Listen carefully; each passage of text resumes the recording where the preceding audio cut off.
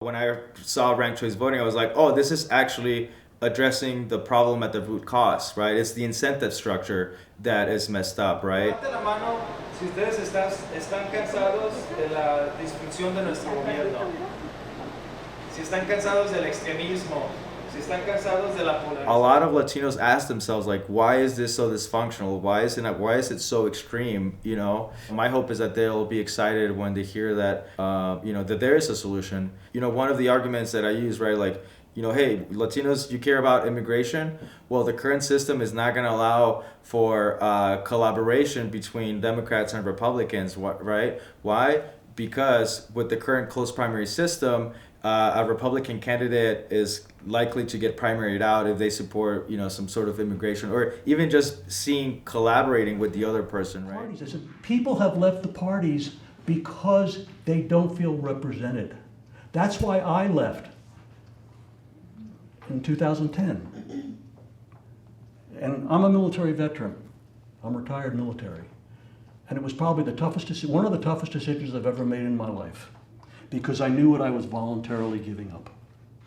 We started to see this change to a more hyper-partisan environment where the potential for collaboration was diminishing, that it was more difficult for elected officials to work across the aisle on a common solution.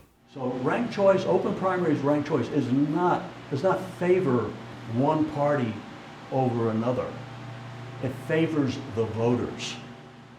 And then after every election, whether it was a midterm or a presidential election, after every election, the number of nonpartisan registrants spiked again and went up.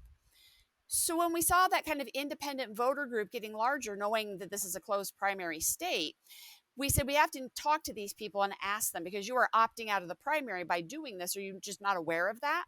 And they said no. Most of them said, we're aware that we're opting out, but the amount of negative campaigning is just too much. I just can't take it. Okay, what we're going to do now is, if you would, on your ballots, in the bottom part, write basketball, football.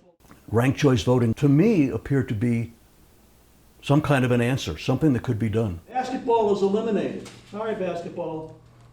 So now we're going to second choice votes.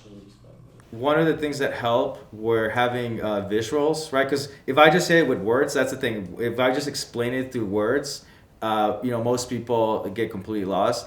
But people started having the aha moment. It's been shown that actually underrepresented groups do better in this type of system.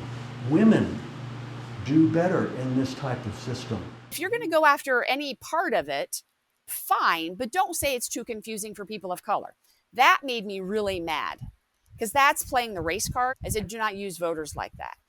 And so we came out punching pretty quickly, especially me, who is a community college professor, because I spend all day, every day, explaining complicated things to people. We have a winner now. Track and field. All right. Second choices from volleyball, gave none to football, and they all went to track and field. So we have a majority winner. So we have a Se fue con el taco de birria, ¿verdad? Así que ganaron los tacos de birria. ¿Quién votó por los tacos de birria? I feel confident that, Latinos would support it if we explained it to them and understood it. In part because we're not really loyal to the parties. We want to vote for whoever's going to deliver results.